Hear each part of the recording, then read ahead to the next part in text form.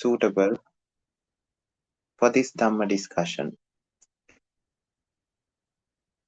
So make yourselves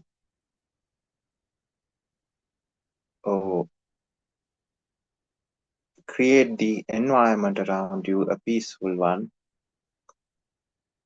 and where there is less disturbances, and relax your mind. And with that relaxed mind, maybe taking few deep breaths would help. After relaxing the mind, forgetting about all the hectic things that you had to do during the day, now it's time for Dhamma discussion. And as said in Mahamangala Sutta, Pubbeta Kata Punyata. So before starting an important task, if someone can create some meritorious power by doing a meritorious deed, that is, that important action or important thing that we are going to do would be greatly benefited from that meritorious mindset. So, recalling on meritorious deeds that we have done throughout this lifetime, during this whole samsaric journey, and rejoicing on those past meritorious deeds would help us to create delighted mindset that would help the Dhamma discussion. So let us think about alms givings, respecting noble Aryas, and helping them, listening to Dhamma, and passing this message of Dhamma to others. All of these meritorious deeds count.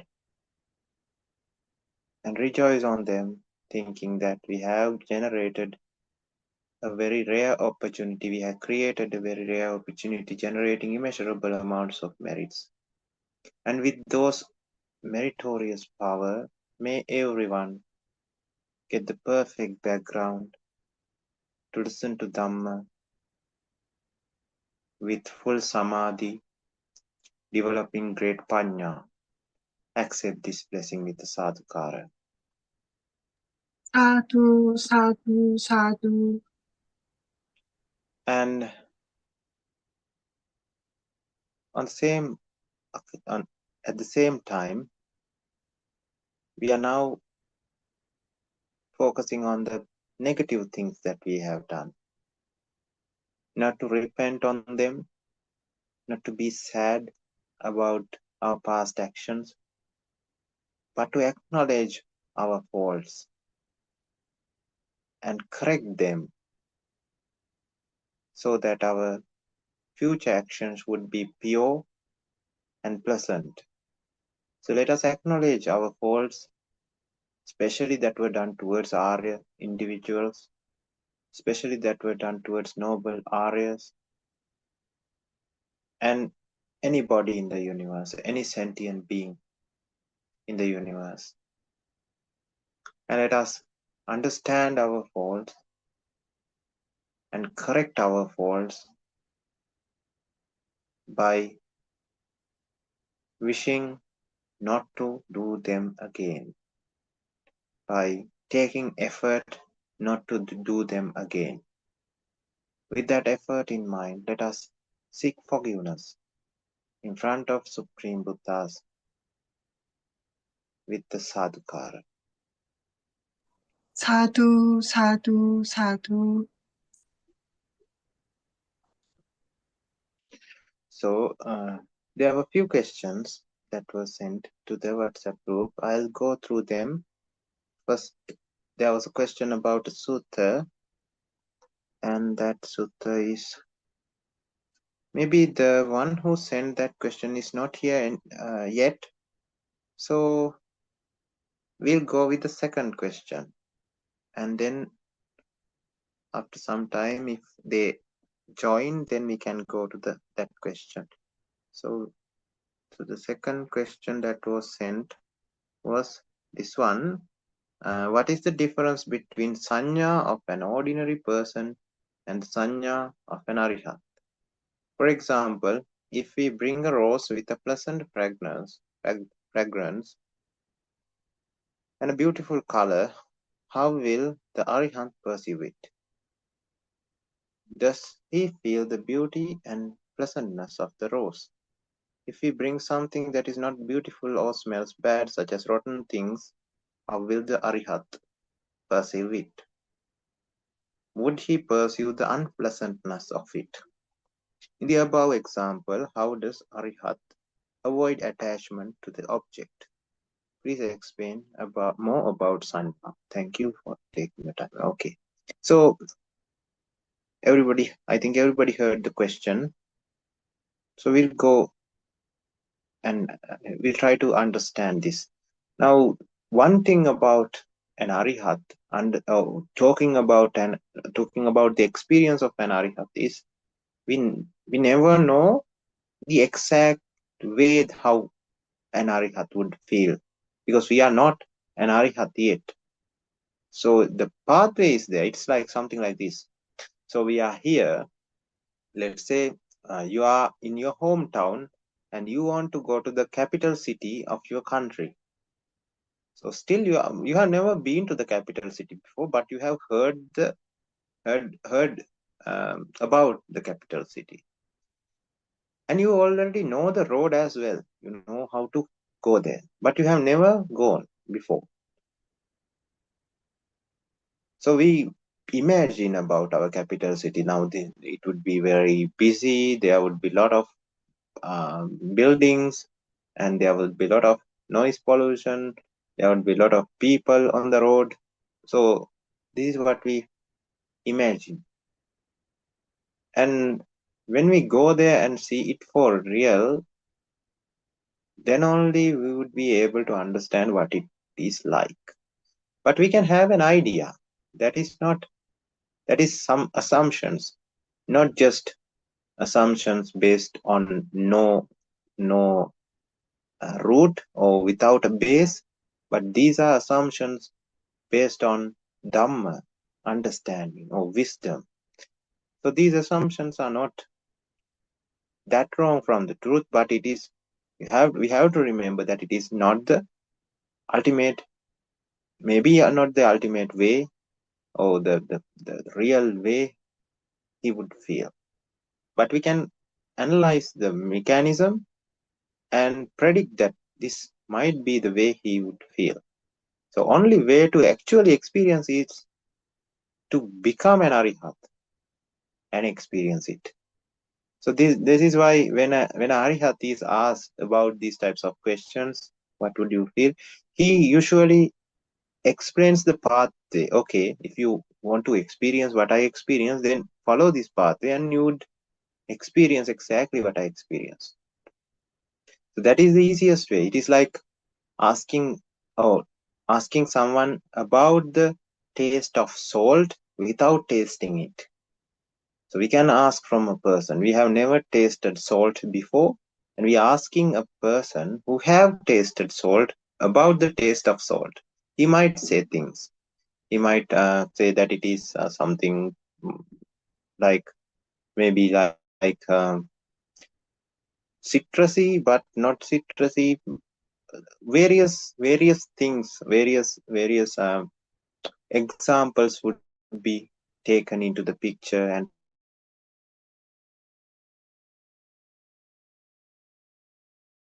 but it is very easy for that person to give a pinch of salt to the other person and say, now try tasting it. Then he tastes it, and then he understands what salt is like.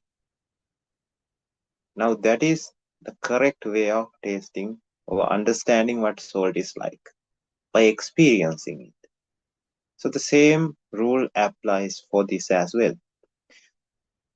But we'll try to understand what from a point of wisdom or with the understanding we already have, with the panya we already have, we'll try to understand what it would be like if this question was asked and an answer was needed. So, if you have heard these Pali stanzas, Yan loke piyarupan satarupan, ete sa tanha upajamana upachati, eta nivisamana nivisati. So the thing is, Yang loke means there are like Chakung loke, Rupang loke, Saddang loke, Sotang loke, Ganang loke, Gandha loke, then Juha loke, Juha loke, Rasa loke, Kaya loke, Pottabba loke, Mana loke, Dhamma loke. So there are 12 worlds. Loke mean worlds, various worlds. So if we enter the world of sound, there are various types of sound patterns, sounds and everything. So if we enter the world of images, it is a different world. So each and every person's world is relative to that person. Let's say there's a blind person. Now he doesn't have that world of images. It is not a part of his life. He experienced the world through sounds, smells, tastes, touches, and thoughts. No images. I have not seen any image because the eyes are not working. If the two eyes are also gone, ears are also gone, that person perception about the world is from smell, taste, and touch, and of course thoughts. If the touch is also gone, and the smell is also gone, taste is also gone, it is just thoughts. Just like in locked-in syndrome, where the person is locked inside. Maybe they can feel the external touch, but the person is restricted to thinking without being able to move a muscle. So in instances like this, and from the instances like this, we can understand that this world is what we experience from the external or internal organs while getting associated with the external organs. So when we try to analyze the sanya are, we can simply say recognition. So people recognize things. Even arihats recognize things. Otherwise, he would not be able to function. But arihat recognition and the recognition of others who are not arihats are different. Yan loke piyarupang satarupang, chakung loke piyarupang satarupang, rupang loke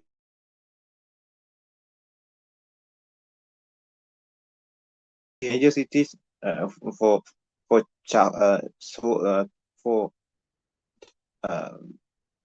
chakung loke and rupang loke, where the chakku is eye and the rupa is images. So those two for those two words, there are priya rupa and sata rupa. There are pleasant rupa, and sata means also something close to pleasant. So we can say pleasant rupa are there. In those places where the pleasantness is, the attachment occurs for the normal individual. But for an arihat, the attachment doesn't occur because of the wise conclusion he has arrived. What is the wise conclusion? Yes, this food is tasty, then a rotten one. That is why he doesn't.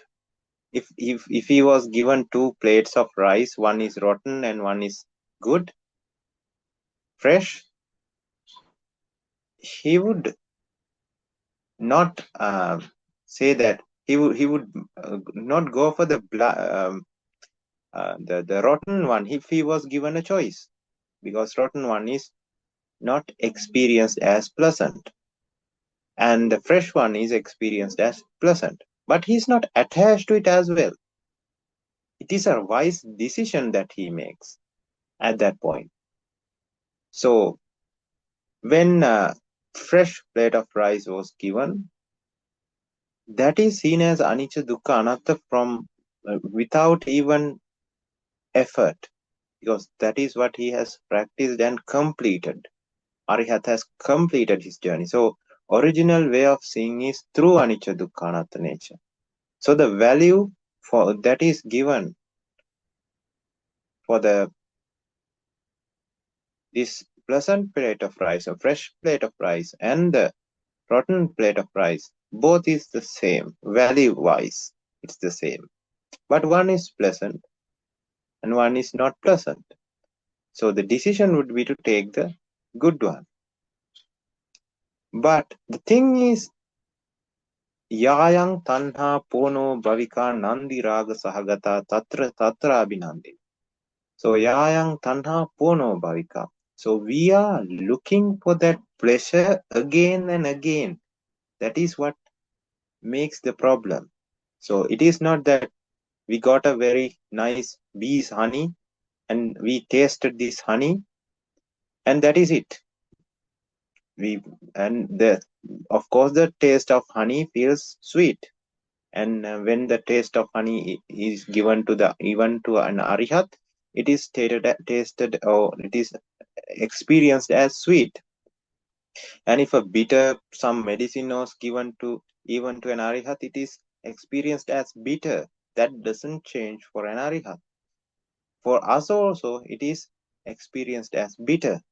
But difference between a normal person and an arihat is a normal person would want to experience that bee's honey or the sweet honey again and again. In other words, he wants to have that vexation to experience honey, because if that means we have to create a body with a tongue to experience honey again and again. So we are actually indirectly liking the continuation of samsara when we say, because we have to live to experience honey, sweet honey. So when we say we like to experience this honey again, or that thought comes in our mind, that is because of avijja. So because of that, we have to now live longer, maybe even for another second, another another minute, another hour, another life. So creating another body and a mind with, of course, a body with a tongue, so that we can taste honey, because that craving, that attachment is there. But for an arihat, he also tastes honey, but no, of course it's felt as sweet, but no intention of experiencing it again. So because the value is zero, okay, it's taste, okay, that's fine. He know the dukkham bayattena as a fact. It is inside, or it is coded within into his system. That is, the world is dukkham bayattena. Dukkha characteristic is there. So everything is of dukkha characteristic. Of course, it is felt as nice, but it is of dukkha characteristic, so we should be scared. And that is encoded into his, let's say, DNA. So if it is encoded into himself, then he acts on what he understands. So he would feel the sweetness, but never get that thought to experience it again and again, or to get attached. So what is removed from an arihat is the tanha, or the attachment, because what arihat fulfills is dukkhe jnanam, dukkha samudaya jnanam, dukkha nirodhe jnanam, and dukkha nirodha gamini patipadaya jnanam. So dukkha samudaya jnanam, when one understands that or when one develops the dukkha samudaya jnana, or the wisdom of dukkha samudaya, he understands about the reason or the attachment. And what he does is eliminating that reason or the attachment. So the attachment is gone. That is the only difference. What we feel, how we feel doesn't change. But the thing is, we have already discussed about paticca samuppada. So when there's avijja, it creates this vexatious body and mind which can alter the sensation as well. So what we felt as sweet is seen now like 1,000 times more when it is seen with a view of avijja, when it is experienced with a view of avijja. So we felt the taste of sweet taste of honey, but it was like 5 or 6-fold more because our body was vexatious to receive the taste of honey. So this vexatious bodily system is called salayatana, and the passa and vedana that is experienced to salayatana is now altered, and this altered sensation, of course, deceives us to believe in what we started. We are deceived by the system of paticca samuppada to believe in what we thought, or with, of course, with avijja. So that is a different story. So in that sense, what we experience and what Arihat experience is different. But the sweetness doesn't go away because it is a characteristic of honey. Honey is sweet in nature. It is the natural way of honey. So when it is tasted, we would feel blissful or happy. Not happy, actually, we can say sweet. An Arihat would feel sweetness. And this sweetness would not make him to want honey again and again. Because when somebody wants honey again and again, in this instance, an Arihat, if he wants honey again and again, he is not an Arihat because he actually indirectly saying that he wants to live, he wants to survive, he wants to have a tongue even for a second, even for another minute, even for another life. So with tongue comes the body and the mind. So now whole existence is grasped, or whole existence is seen as good. So this is what is gone in an Arihat. This is what we should also eliminate. It is not the sweetness of honey. It is the wrong ideology that the worldly Piya Rupang and Sata Rupang, the pleasant things, the good things, the blissful, the things that are seen as blissful are actually are full of value, full of essence, full of bliss, and full of and can be controlled according to expectation. No, in other words, Nitya Sukha Atta Subha, which is coming, or which is these objects are covered or sugar coated with Nitya Sukha Atta Subha. Then only that person wants to experience it again and again. And that creates the suffering sansaric cycle, a never-ending cycle. So to end this never-ending cycle, what we should do is should understand that yes, it is pleasant, but the pleasantness is the trap. It is like, we have discussed this, I think, before. A hook is put into the water by a fisherman and this fishing hook is put with some kind of a small worm or something attached to the end of the hook. So this worm is the problem because it is felt as pleasant for the fish. That's why he get trapped in the fishing hook.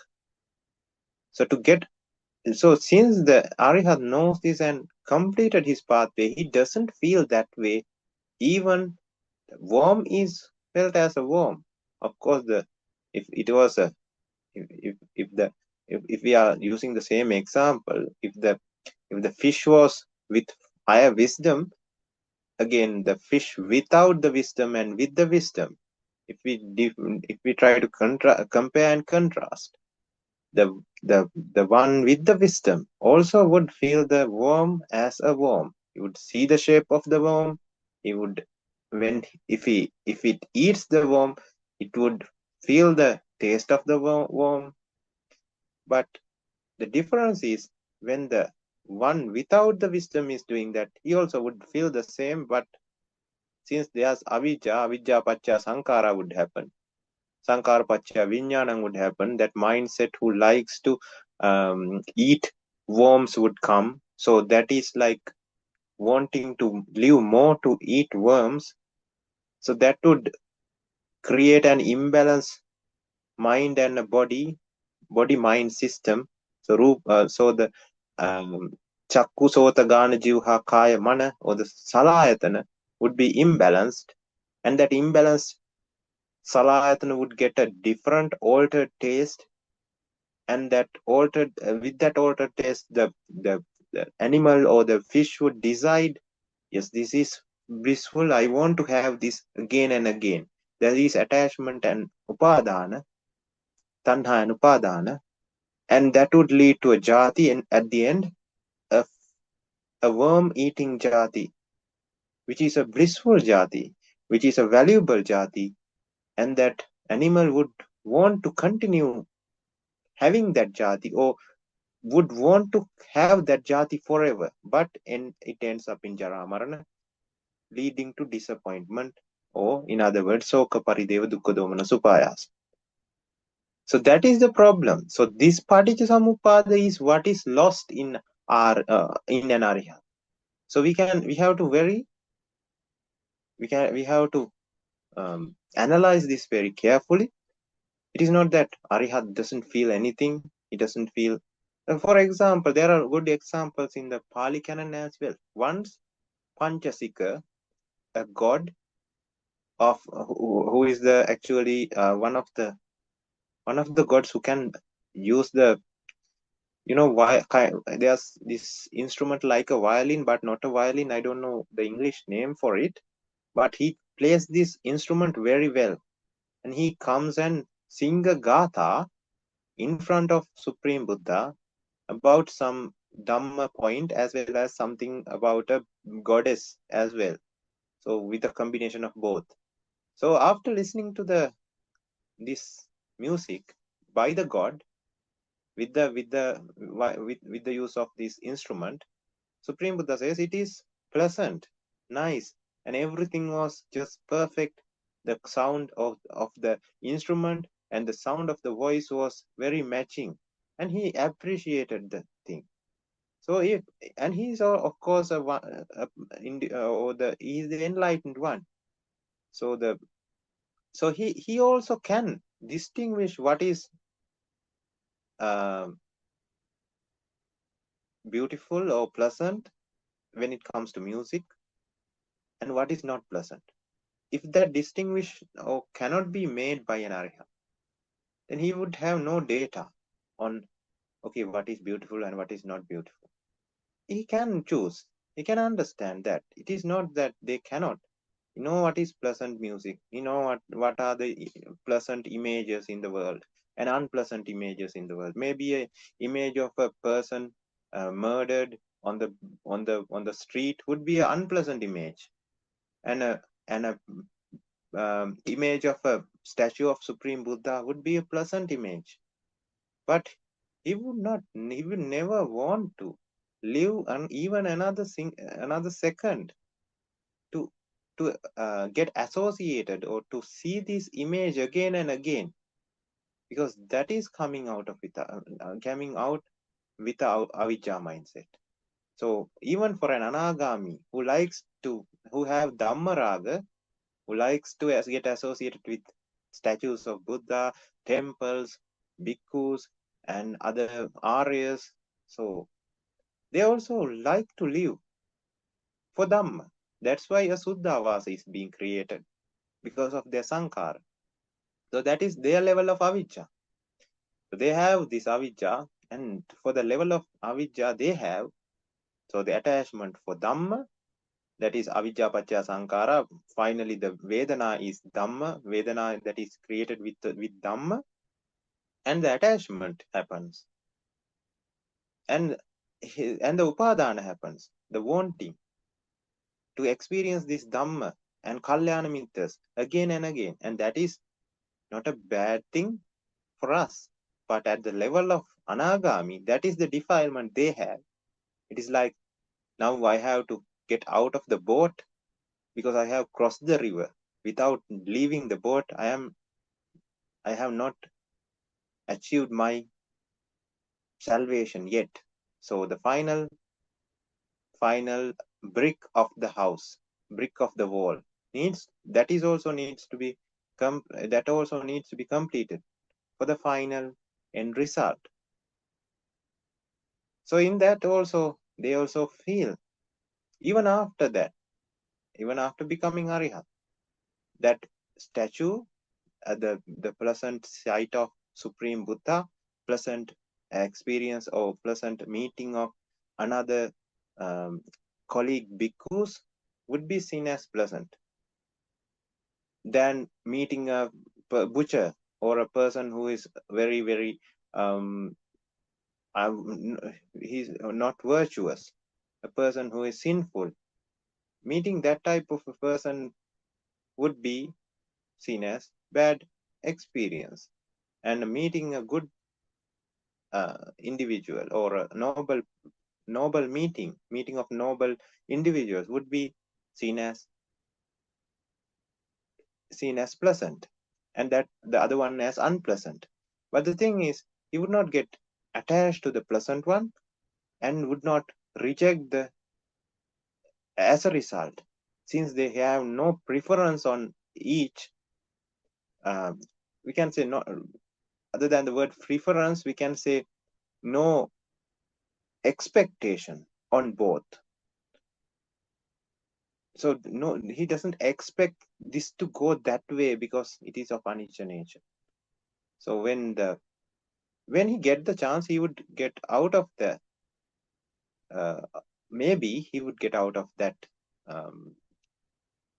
association with a sinful person, because it is like sitting on a chair with lot of thorns.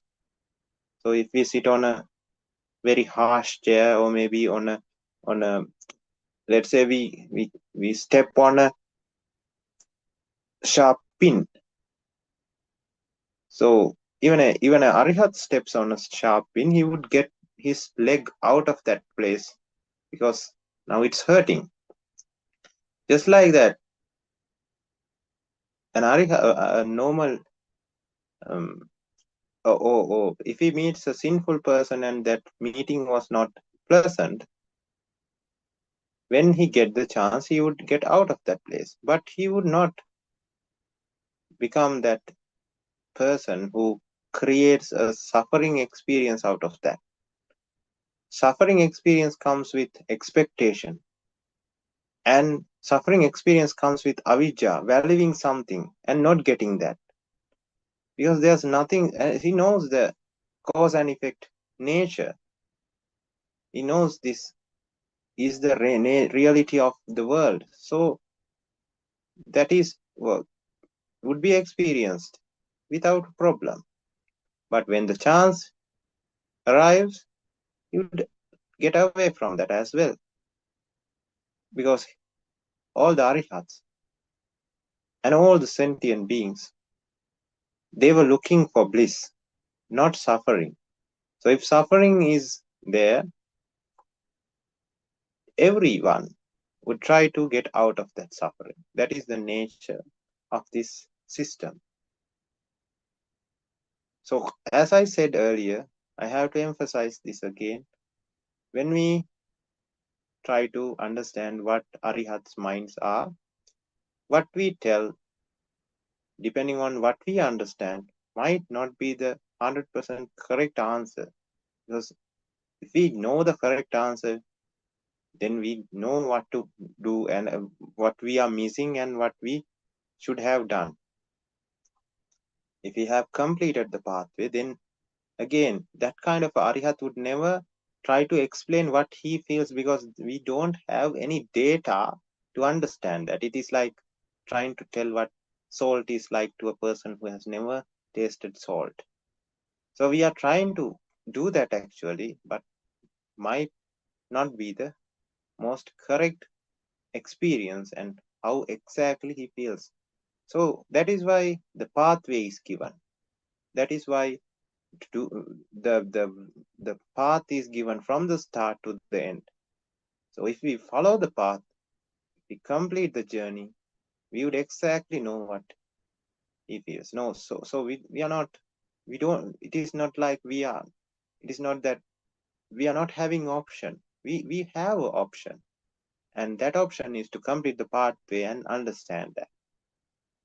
So again, to the sanya. So the difference of sanya in Aryas are, they also get the pleasant sanyas, unpleasant sanyas for all the things. But the thing is, yes, we have discussed this earlier as well. So for images, it is the upekha. For sounds, it is the upekha. For smells, taste, upekha. But for the touch, it is dukkha, upekha, and sukha. So that is right. That is about the touch.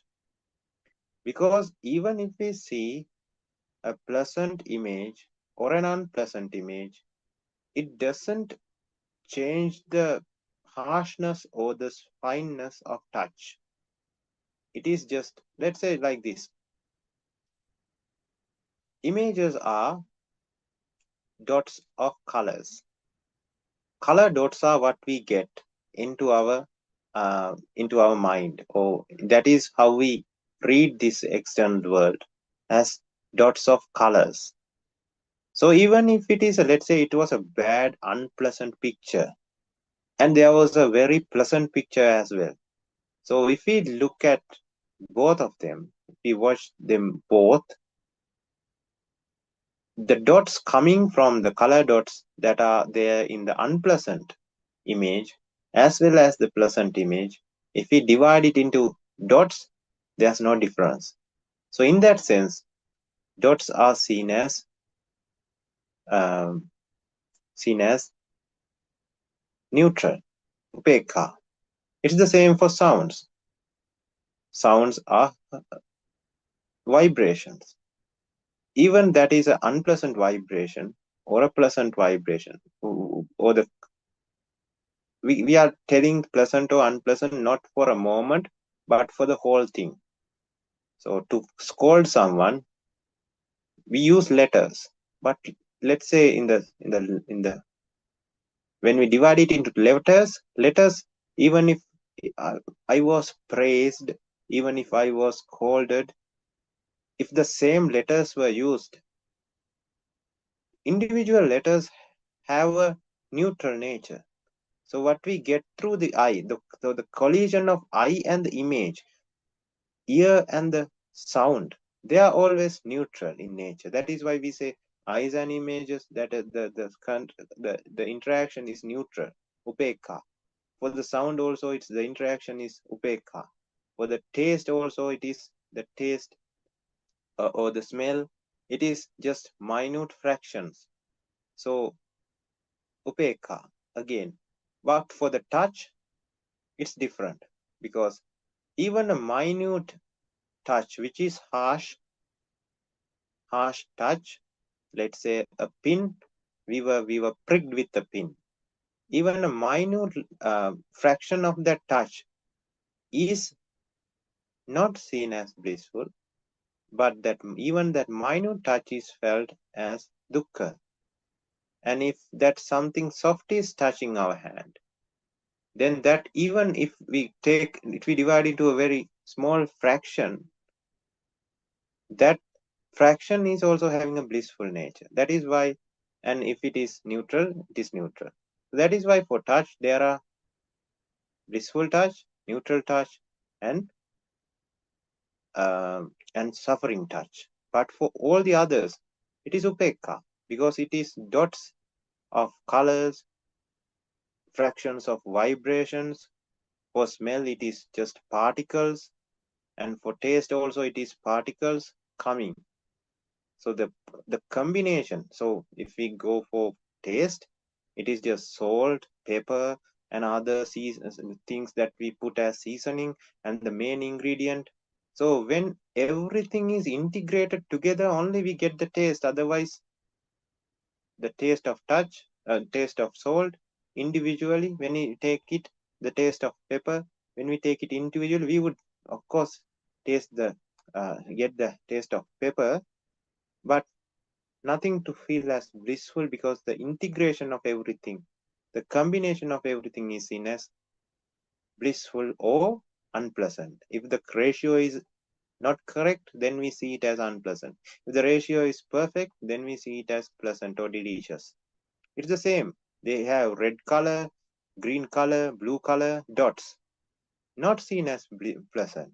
It's just dots, it's just data. But the integration of everything into various shapes and colors and various nice things would create a sense of pleasant or unpleasant. So that comes after. So that is there in the nature, that is there in the world. The pleasantness and unpleasantness is common to all the worldly things. And because of the pleasantness only, these worldly beings get deceived and get attached and continue having a sansaric journey. It is because of the unpleasant nature which comes along with the pleasant one. It is like the two sides of a coin. If we get one side, the other side is coming as a bonus. So, since there's the unpleasant side, the worldly beings start to find a way to get out of the sansaric journey and find Nibbana. So, there's both. So, what Arihats understand is they understand that this present nature is the problem. Getting attached to the present nature is the problem. That is the dukkha samudaya. And what should be eradicated is that.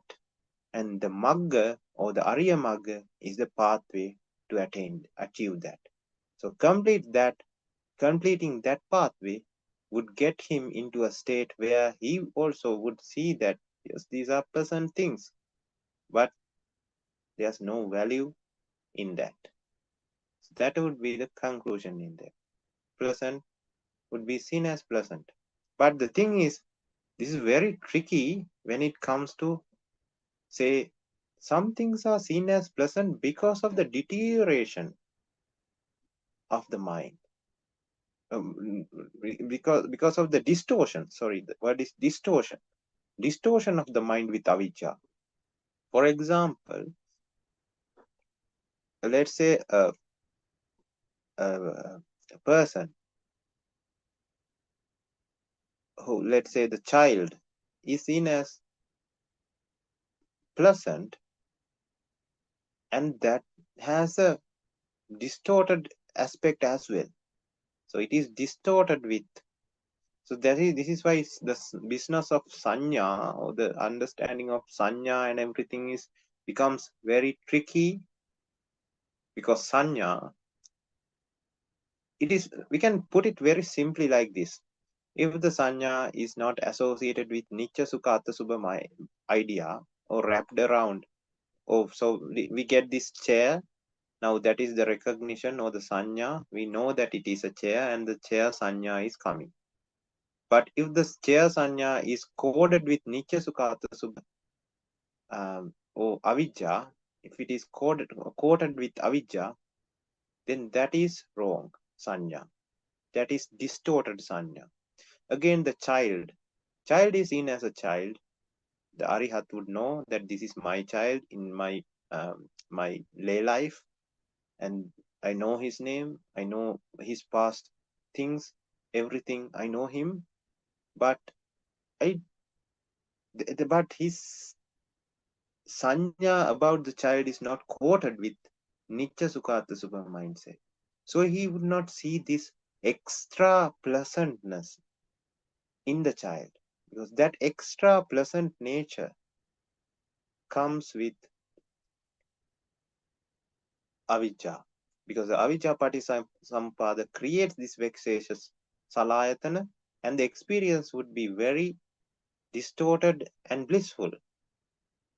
Thus, the sanya is modified, or it is updated, or it is changed into something. It is not. It is. It is changed into something. It is not. It is now. It is distorted and wrong. And wrong sanya is coming now for the lay person. But for an anihat, since the avidya patisampada is eradicated and not occurring in him, he would see the child as the child. So whatever the original pleasant nature which was there would come. So this is the child. So this is Rahula. My Supreme Buddha would see Rahula Thero, his child in his lay life, as his child, and would do the necessary things for him to attain Nibbana. And the distorted sense of happiness or distorted sense of recognition would not come, because he knows, he fully understands that living to experience this external object would create the samsaric journey, and that is understood and digested and now in the core of the mind and the body. So it is just encoded to him. So it doesn't have to think in that way to get that reaction. It is already there. So it is very different. We might not be able to understand it fully, otherwise we would be arihats anyway. So the sanya, what we need to understand is what we need to do. We need to understand the things we need to do to go there, to get there.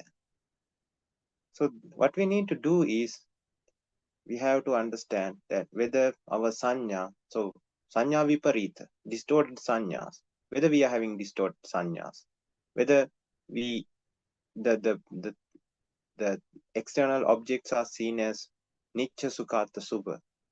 If that is happening, then that is a distorted sanya.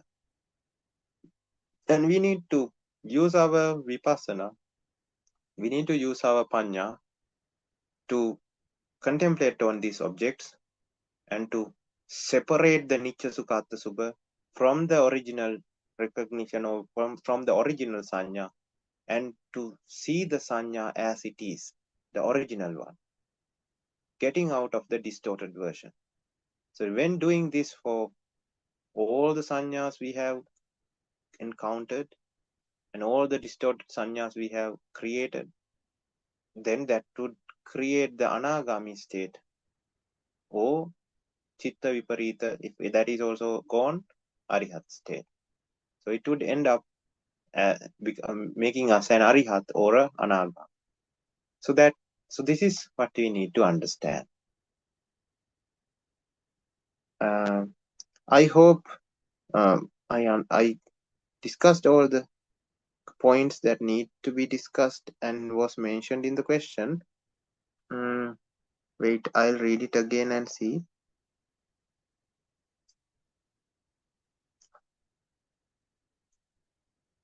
So the fragrance of a rose would be seen as, he would recognize the fragrance of a rose, and it was seen maybe as pleasant, depending on the karma vipaka, because this pleasantness and unpleasantness comes with karma vipaka, the consequences of past karma.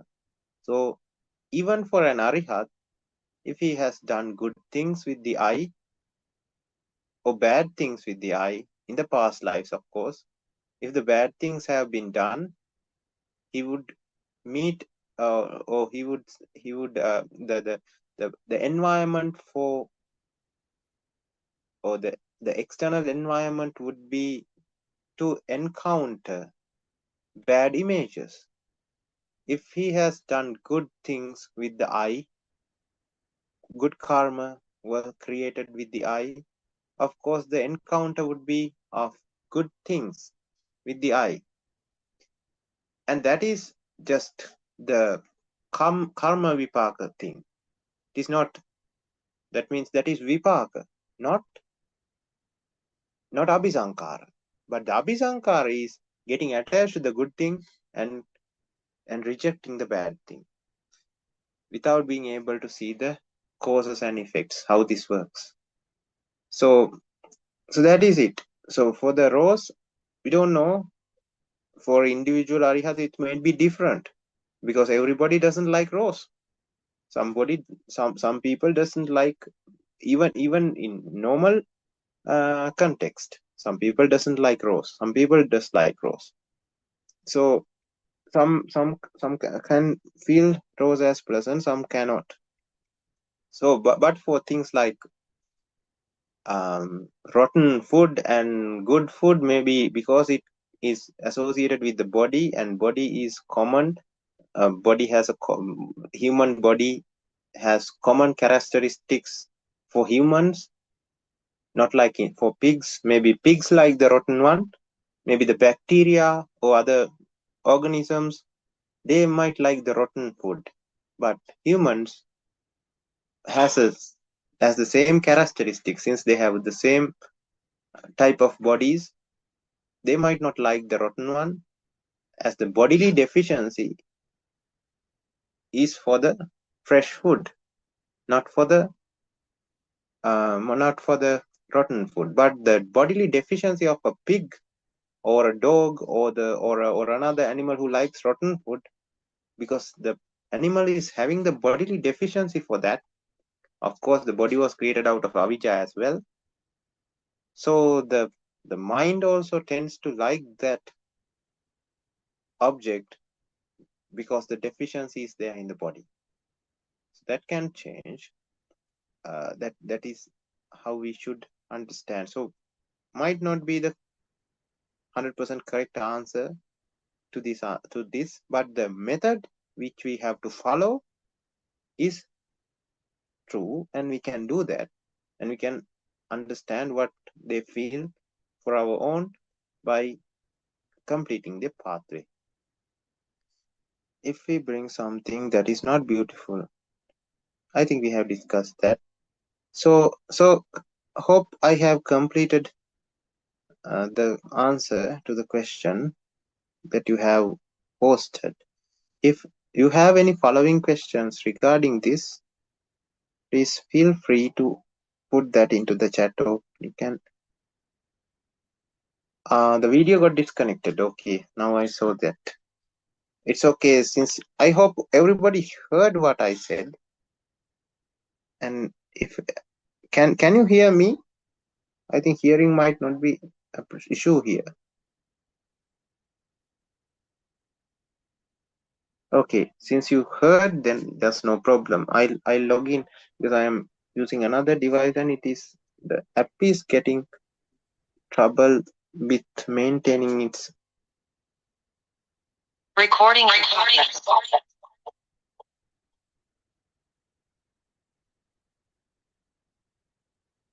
Okay, I'm back. The video is also back. So that is the answer for the first question. And then for the and I'll go for the second one. So they are not here, but they can listen to the recording and ask questions later if they have any. So the question is, please explain about the 6 qualities of harmony taught in Kosambiya Sutta. So I'll go into the sutta, and so this was preached in an instance where they were fighting between the monks. So there were some fights, some some disagreements between the monks, and they started telling things at each other using harsh words. I don't know whether the body or physical and or the body was involved or fighting was involved. As it is said, there was no fighting. It's just fighting with words. So this was taken into the Supreme Buddha, and Supreme Buddha was informed about this incident, and he asked all the monks in this temple, which is Kosambiya area, to gather for this sermon. And they come, and the Supreme Buddha asks about the thing and asks whether they were spreading metta to the other people while having this. And they said, no, we were not having any thoughts of metta for the opposite party. So he actually blames the individuals, the monks, and preaches this 6 components or 6 things that one should develop to have harmony between this society of monks, maybe the society of Buddhist fellows or devotees. So for everyone, this helps everyone. So the first one is Ida bhikkave bhikkhuno mettan kaya kammang paccupattitan hoti sabrahmacharisu achicevara hocha ayampi dhammo saraniyo piya karuno garu karuno sanghaya avivadaya samagya ekibhavaya sangvattati. So that means this is for kaya kamma, and there's the same thing for vachi kamma and the same thing for mano kamma. That completes 3 of the things that we should follow to have harmony and to have the unity among the fellow devotees, maybe fellow monks, whatever the company is, whatever the group is, to have this harmony and unity in the group, we can follow this. So have kaya kamma, vachi kamma. So kaya kamma of metta, vachi kamma of metta, and mano kamma of metta needs to be, we need to have those, because we have done our interactions with other people. So we have parents, maybe spouses, children who are very near to us, and that doesn't happen as a coincidence. So since we have sansaric bonds with them, they come very nearer to us to settle these sansaric bonds. The good, we have sometimes we have good bonds with some people and bad ones with some people. So whichever it is, whether it's good, whether it's bad, they have to come very nearer to us to settle these things, the good ones as well as the bad ones. So when we know this, when we can, and when we can spread metta regardless of whoever in the universe. With kaya kamma, of course, it is not just metta with meditation, but metta with words, metta with actions should be exercised. Otherwise, the metta is not fully practiced. Metta that is practiced with mano kamma or meditation is just only a fraction of metta, and that is also very powerful and helps us to develop the metta vachi kamma and metta kaya kamma as well. So I am not saying that it is not enough, but to make it more complete, we have to add metta vachi kamma or metta words and metta actions. So helping each other and helping each other if we change the context to nibbana, helping each other, helping other people to attain nibbana with kaya kamma, with mano kamma, with vachi kamma. So everything counts as metta metta metta actions. So that is for Nibbana. But in general context, metta is hoping the other person's good outcomes, good experiences, generally hoping the other person good. So that is also can be practiced, giving having when the other person is in difficult situations, helping that person, of course, making his that person's um, life better would help him to have a better or a calm mindset, which would help him to complete his Arya pathway as well. So as monks who are who should be in harmony, of course, because there's nobody else for the monks, no parents, no, who are interacting with them, no spouses, no children. They have isolated themselves from the external world, and now in this company, or now are in this group of fellow monks, and the fellow monks should help each other, because each other's parents are themselves, is each other's children, each other's spouses.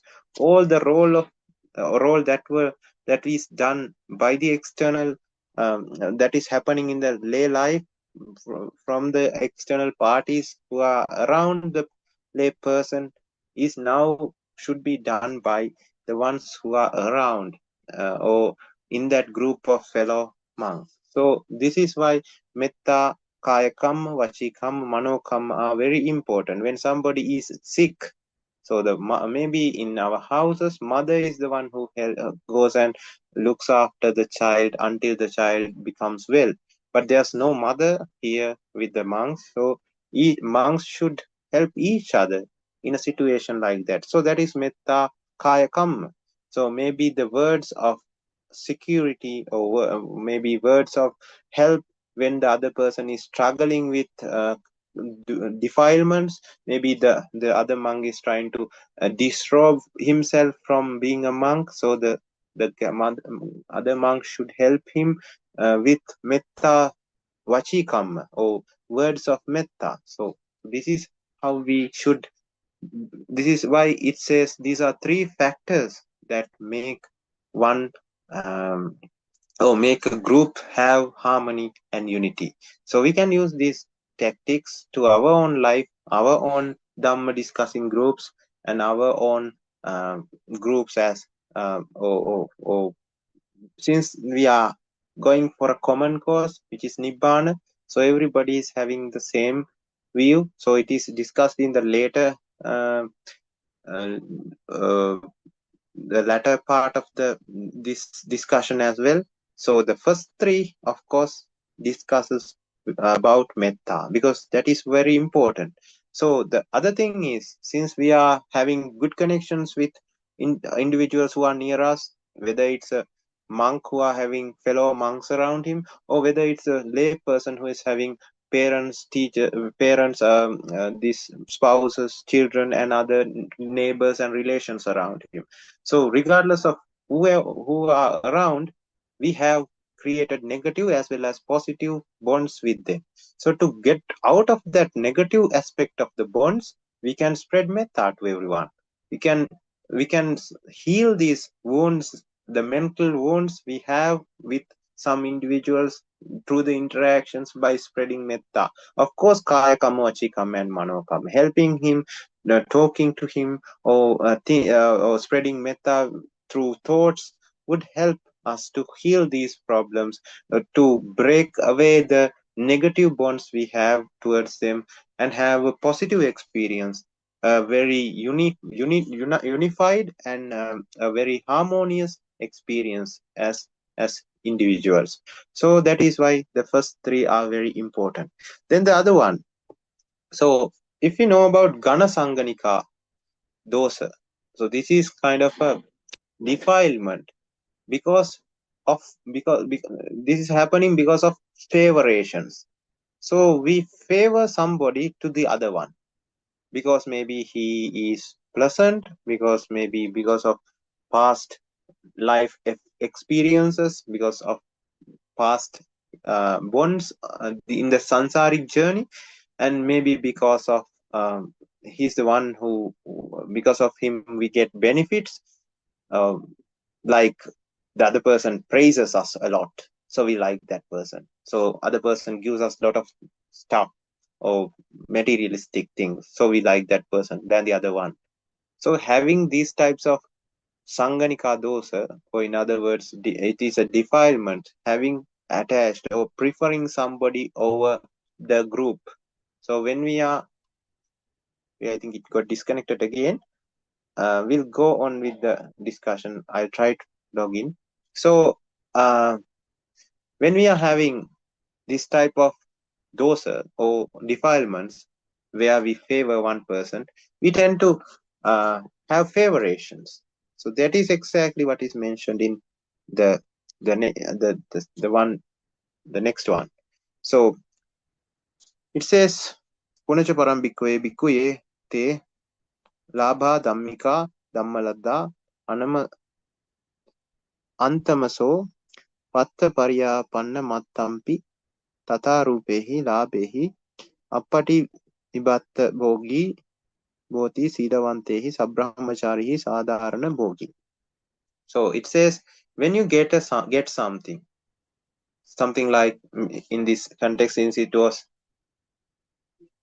preached to monks, it is about, the after pindapata you get something, or an extra robe, or something like something that is very important for a monk was, if you receive something, and if you have favorations, and if you give one or two people more than the others, then the harmony should break, because harmony can break, because unity can break, because we have, it is like the other person is not treating everybody in the same manner, because it should not be like that, because it is coming because of a defilement that we favor one person, because we know if we favor one person, that is because we are getting something from that person other than the other people. So we are already get attached. We are already deceived by the external world, external things that is being received by us. So again, a defilement should be eliminated in that way as well, and it harms the harmony and the unity of the group as well.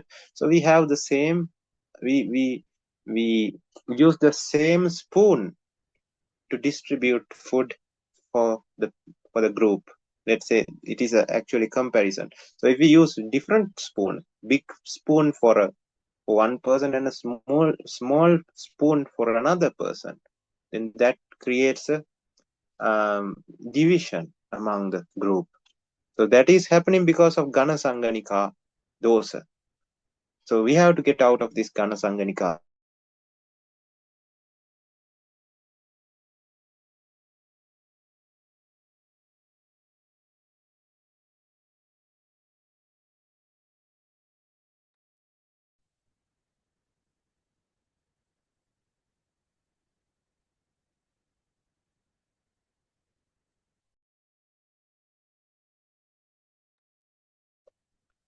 Venerable Dhammadassi Thero, can you hear me?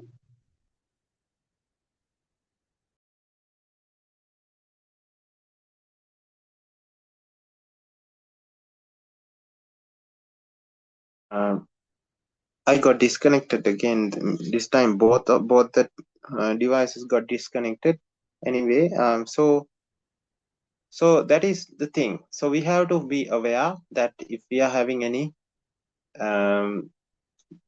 favorations for one person, and no, and we treat people in a different way when it comes to a group of people. Especially this sermon was done to monks, so it was based, or it was directed to the harmony and unity of monks.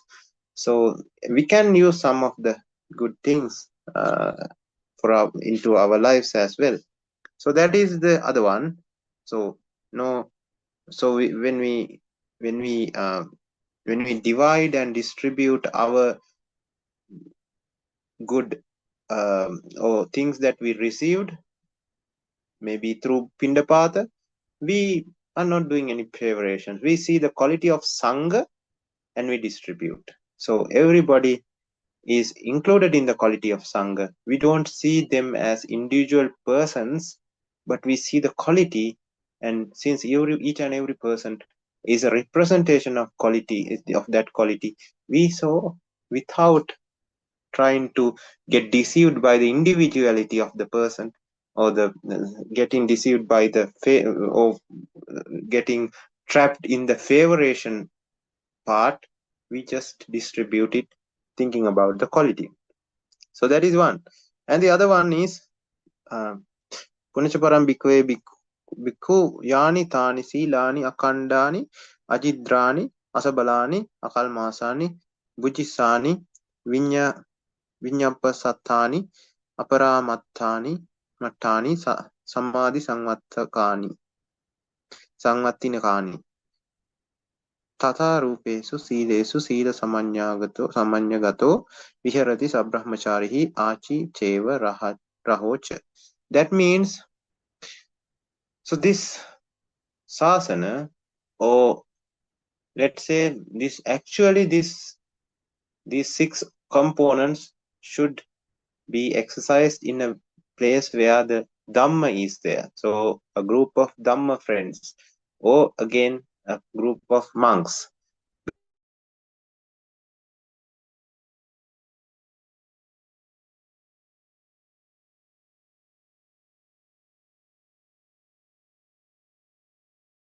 Ultimate goal is Nibbana. So to attain Nibbana, we should have the Sila.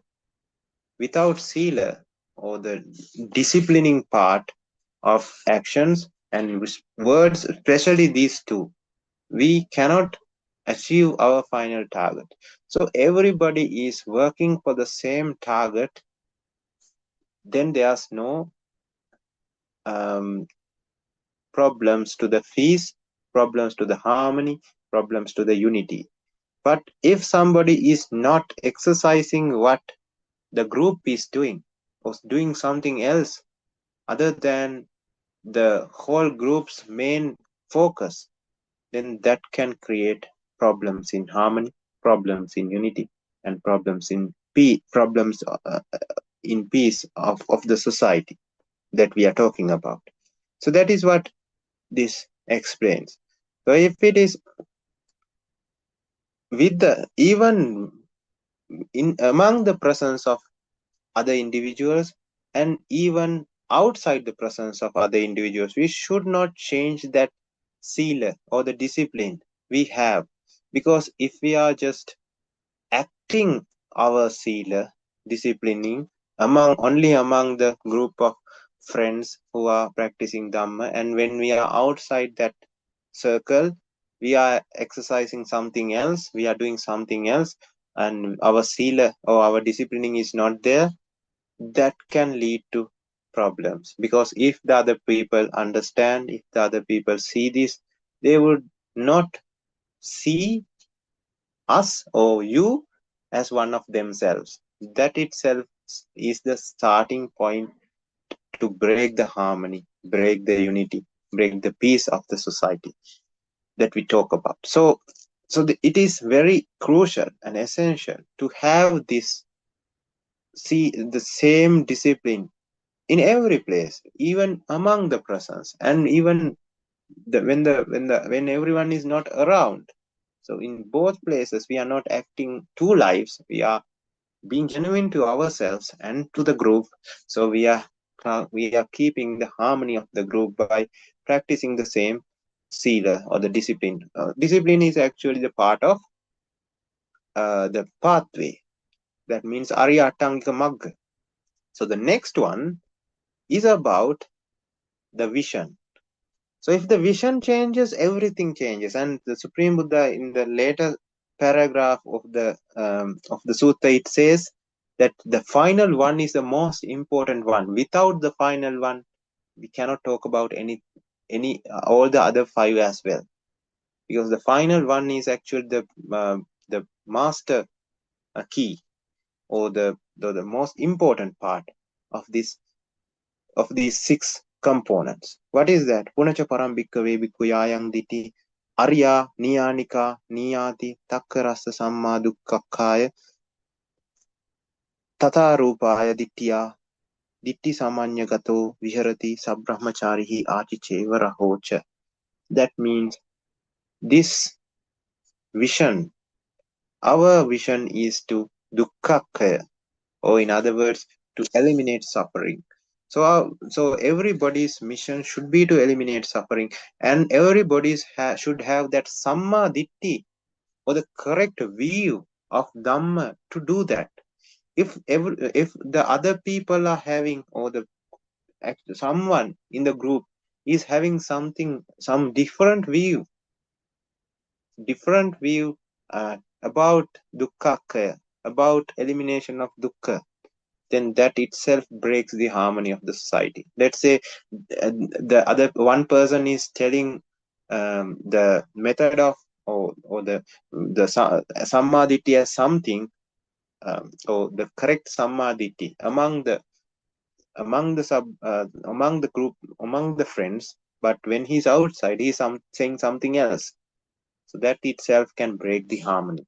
So we, even among the friends, as well as when the friends are not present, we should have that same sammaditi, the viewpoint. We should not change the viewpoint. So anyway, the viewpoint would not change for a person who has already understood Dhamma.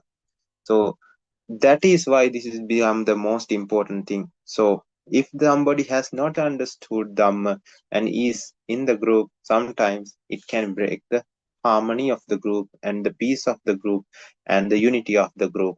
And because the other person is not in line with the vision and the mission of the group, because the vision and the mission of the group is to attain Nibbana, and this person is exercising something else other than that.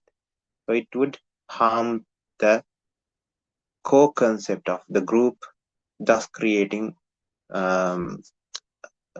chaos. So that is why that type of a person would not be able to practice sila properly. So the next one is also affected.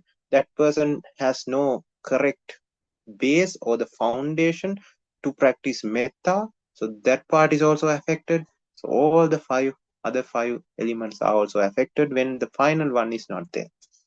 So when that is what we have to understand. This is what we should understand individually.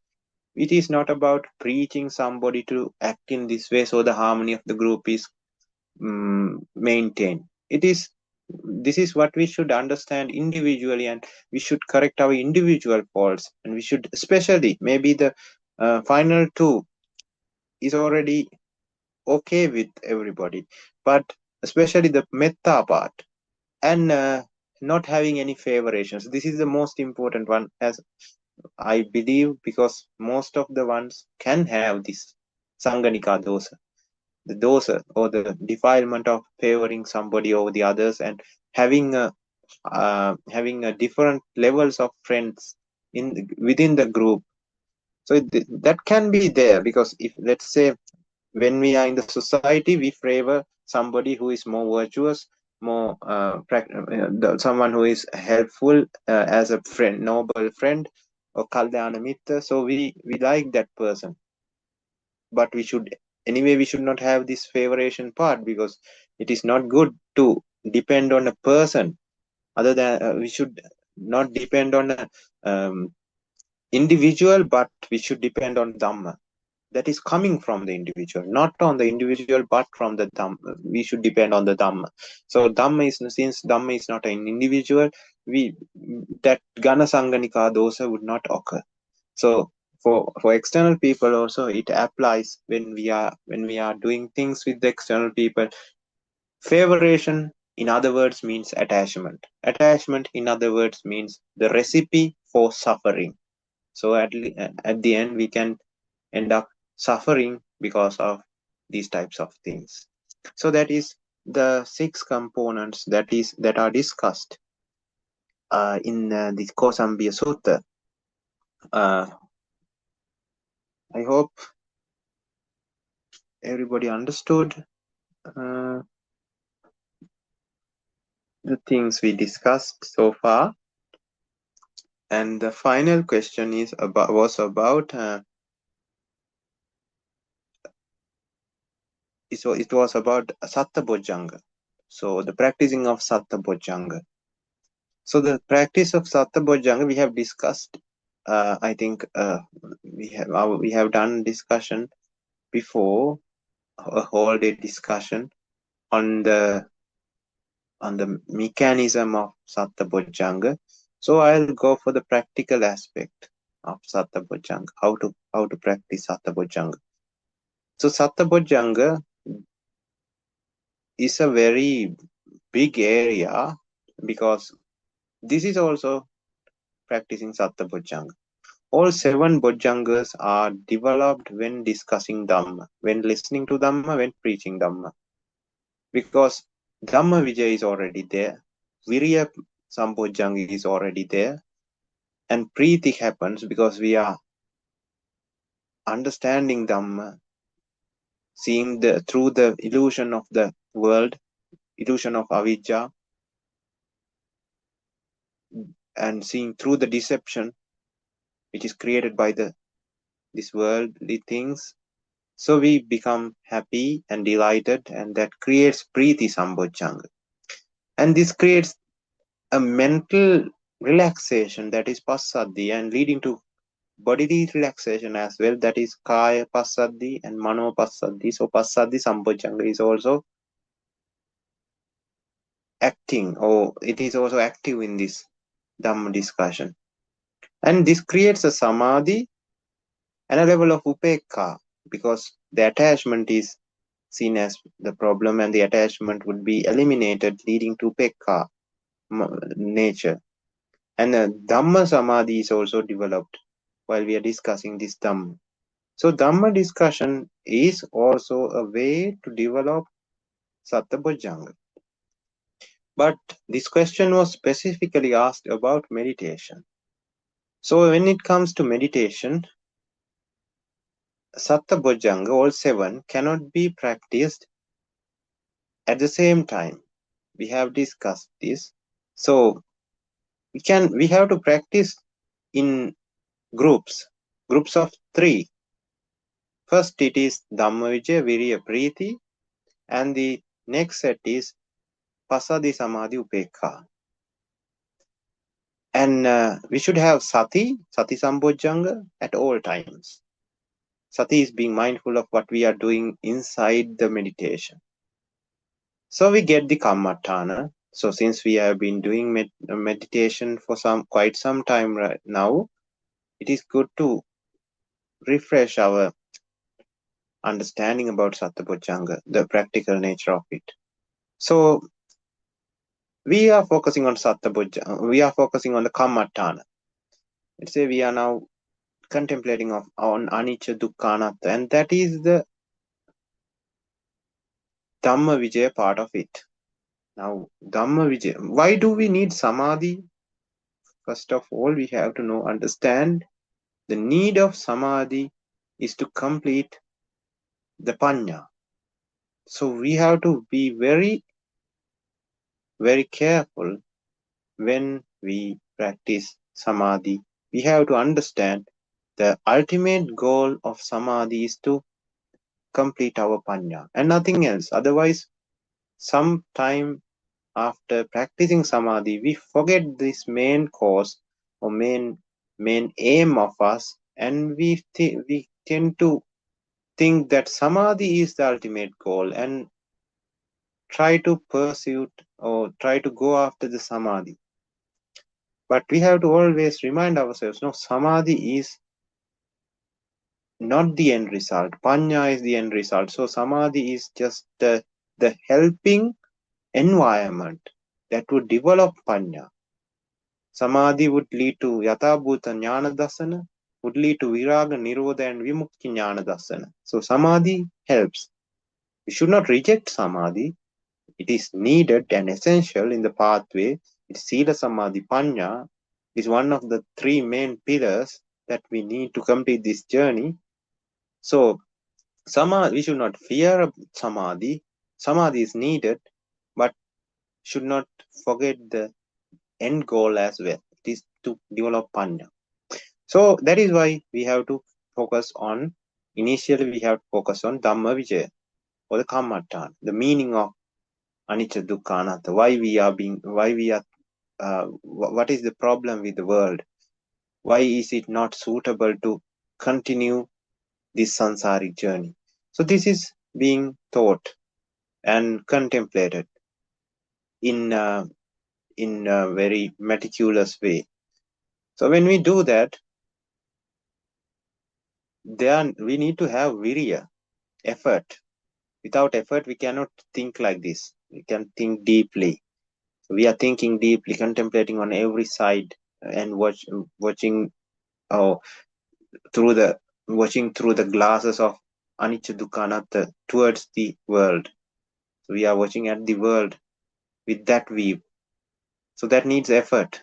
Virya Sambojjhanga. And when we see the reality, we become happy, leading to Piti Sambojjhanga. Now Piti Sambojjhanga, Dhamma Vijaya Sambojjhanga, Virya Sambojjhanga, they work together. But we have to know now we have to be mindful as well at the same time of what we are doing. So we know that we are practicing these 3 Bojjhangas. We have to know the correct time to change. So what are we changing into? We are changing into Passaddhi Sambojjhanga, Samadhi Sambojjhanga, and Upekkha Sambojjhanga. What is the nature of these 3? The Passaddhi is the we can say the lightness or the calmness, and the heaviness is already gone. Heaviness of the mind as well as the body. Because when the non-attaching mindset comes, it clears the bonds, clears the attachments, making it very light and very non-agitated. So that is Passaddhi. So the thing is, when the other one is Passaddhi, after Passaddhi it is Samadhi. So our mind starts to develop this level of Samadhi, the wandering and the dispersing nature of the mind, the wandering nature of the mind starts to reduce, and we tend to have this calmness and a uniform nature in the thinking pattern. So the thinking pattern doesn't go here and there haphazardly, but is having a very uniform way of or a very smooth, it becomes streamlined or smooth.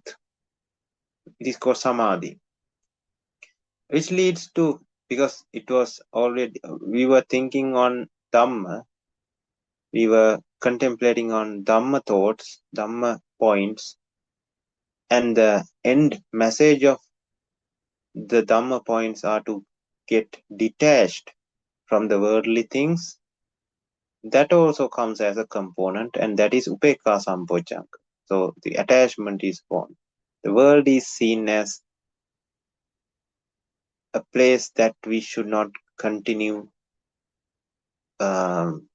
enjoying or continue pursuing pleasure in a worldly way, of course. So that wrong idea of going after the world, looking for external pleasures would be gone. So the Upekkha Sambojjhanga comes. So when these 3 comes, it is like, that when a plane is on the air, it started from the airport and it got into the air. And when in the air, let's say the plane can maintain its altitude, just by without using the engines. I think the story of maybe a hawk would be better. So a hawk flies from the ground to a certain altitude, and then it stops flapping its wings and stay um, in the same posture, gliding through the wind in the same altitude. So just like that, the flapping part needs effort. Just like in the first three Bojjhangas, we need to go up, and that going up is like developing passaddhi. So we feel the passaddhi when we try to focus on the first Bojjhangas. We get the kammatthana, we analyze the kammatthana. We need effort to do that, just like the hawk is trying to get out of the ground to a certain altitude. We need effort, we need flapping of the wings, and when the animal is in a certain altitude, now he can rest or focus on the samadhi. But until that moment, it might take few good months to get to that altitude. So initially it was just the first three Bojjhangas. So at initial times, you don't even experience the last three Bojjhangas. It's the first three Bojjhangas. You focus on the first three Bojjhangas. You put effort, because let's say it's a hawk. Now we are just a juvenile hawk, very young one, who is not very good at flying. Now when we want to learn flying, we only can go into certain altitudes, because we can't go very high up because we are not experienced that much. We are just starting to fly right now. So we practice, we go like maybe 10 meters, 20 meters, and then just come back to the ground, and then again try 30, 40, 50. Maybe that is too far. Anyway, in the example, so let's say the 60 meters um, is a good altitude to just change the gear. So when we are able to hit that with the understanding, of course, with the contemplating and with everything, when the samadhi is developed, and when we can hit that area, then we can change. We can feel the passaddhi. We can feel the mental, the nature of the passaddhi means the lightness or the reduction of heaviness of the body and the mind, and everything is felt, and now feels like I can focus on this passaddhi and continue to have that samadhi without even attaching to that. That means upekha, and continue on having this for some time. So when that is achieved, the person now, or the in the example, the hawk starts circling around, gliding in the air in the same altitude for some time. But if he continues this for a longer time, then uh, then it should be, then he starts losing altitude back into the ground. So we have to be mindful. That's why the sati sampojjhanga should be there at all times. So we should be mindful whether we have to be very aware that whether we are losing altitude, or we are, when we lose altitude, what happens is actually the mind starts shrinking, and we feel like the mind is not active anymore. We might feel sleepy, or we might feel like I could not remember anything, or something like stopping the meditation, now it's enough kind of thing. So then we should know these are the signs of losing altitude, and now I have to change back to the flapping of wings, or again to the discussion that happens inside us about with Dhamma. Then we change the gear to Dhamma Vijaya Virya Preeti, and we are flapping and we are gaining altitude again. And when that is done, we would be able to catch that the relevant altitude, or the needed altitude level, or the level that we should achieve to maintain the gliding. So when we reach that again, we can change. But what if we did not enter that last three Bojjhangas without entering the last three Bojjhangas? What if we put effort and effort and effort, and then what happens? We can use the same example. What if a hawk, without stopping, started gaining altitude? There comes the air gets thinner, and there comes, and maybe the air becomes the wind becomes more intense as well. He would not be able to fly. He would either die or would lose altitude and would not be able to continue on gaining altitude after some time. So we have to know that there's this optimum level of altitude. Just like that, we have to know when to change from the first three to the next three. The first three is Dhamma Vijaya Virya Priti. When we try to focus on the Kammatthana for so long, since effort is something we have to use very sparingly. When we put more effort than needed, we become tired. Our mind become tired. If you can remember, when you in the school days, when we were solving math problems, let's say we have solved like 100 math problems. Now we cannot solve the 101st problem because our mind is in a fatigueness.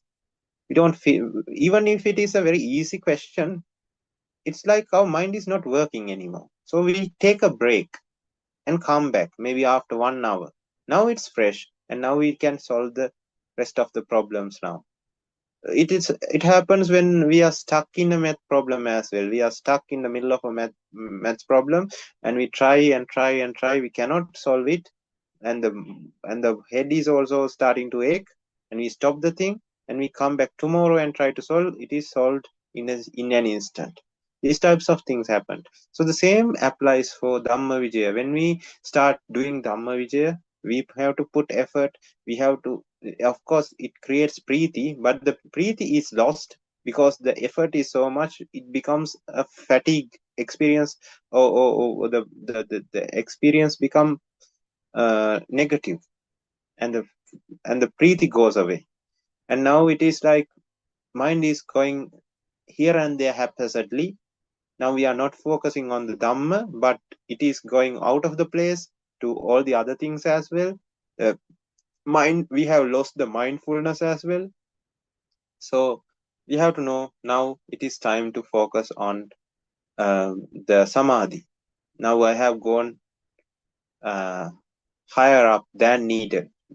I have to go back to my the optimum altitude level as a hawk. In the example of a hawk, I have to gain the correct altitude and change the gear. So this changing gears, changing Bojjhangas would need experience. So in the initial days, we would even not know what is like overdoing. So we would not know what is the experience of overdoing the first three Bojjhangas or the last three Bojjhangas. But when we understand now this is what we experience when we overdo the first three, when we overdo the next or the last three. So when we are able to understand the nature of overdose of first three Bojjhangas and the last three Bojjhangas, we would be able to recognize the features of overdose initially from the initial stages, and then you'll be able to shift from the first one to the next one easily. So it takes time, it takes practice, but all of this is to develop samadhi, not because our prime goal is to develop samadhi, but to develop panya. So since this is the environment or the perfect ground that helps us to develop panya. So that developed samadhi level would help us to develop more panya, more contemplation. Contemplation would be easy. The analyzing part would be easy. We would be able to recognize more defilements. The finer ones would be understood easily. So likewise, it would help in the understanding and in the progress of the Arya pathway. So that is why we need samadhi, and that is why we some of the individuals, it depends, of course it depends on the Indriya Nanatta, or the level of Indriya differentiations of Indriya Sati Saddha Virya Sati Samadhi Panya of each individual. So some might need this, some might have a different approach than this. It's fine. So if somebody is using this, you can use the correct pathway, and to get the correct pathway, use this as a guidance, but you would need your own experience to understand uh, what this is like, or what the, for example, what the experience of developing the first three Bojjhangas are like, what the experience of developing the last three Bojjhangas are like, what is the experience of overdoing the first three or the last three Bojjhangas are like. So this needs time and practice. So that is what I wanted to tell you about Satta Bojjhangas. So the I think we have discussed all the three questions that were posted in the group. If anybody is having any questions regarding today's discussion, or any Dhamma problem you have, maybe you did not post in the group before, then we can have that discussion, because since we are having few minutes, maybe like 10 minutes, or otherwise we can go on with the Anumodana and end today's session.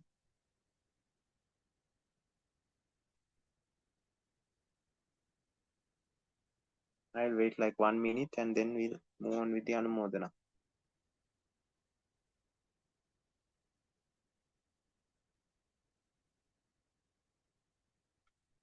Oh, there's a question. Wait, I'll read the question.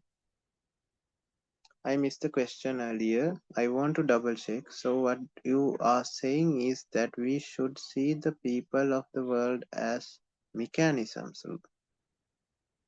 In what question? You mean when we are in the area where we talk about favorations? Is that the area?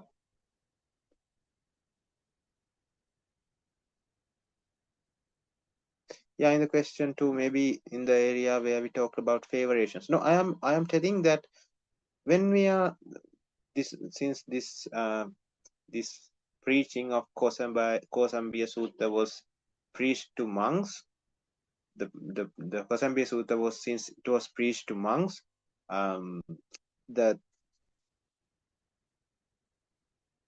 when we in the third one or fourth component, or the fourth point, the Supreme Buddha has highlighted, which is to have the same when we are offering something which we have got even from Pindapata to the monks, don't have favorations to and give more to some people and less to some people.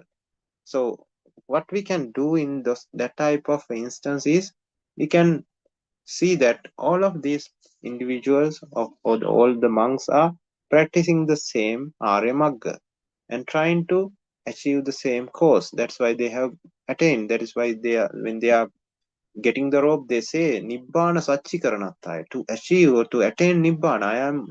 I want to receive this monkhood so that I can attain Nibbana. So everyone is having that same course. So we can see them for that. We can see the quality and see that everybody is equal when it comes to the quality of Sangha. So everyone is included in the quality of Sangha. And everyone, so then we can see the uniformity. Then we don't see the favorations. We see the we see the guna or qualities, and we are offering the dana or whatever we got from Pandapatha, seeing the qualities, not seeing the individuals. So that is what I wanted to tell. Is it clear?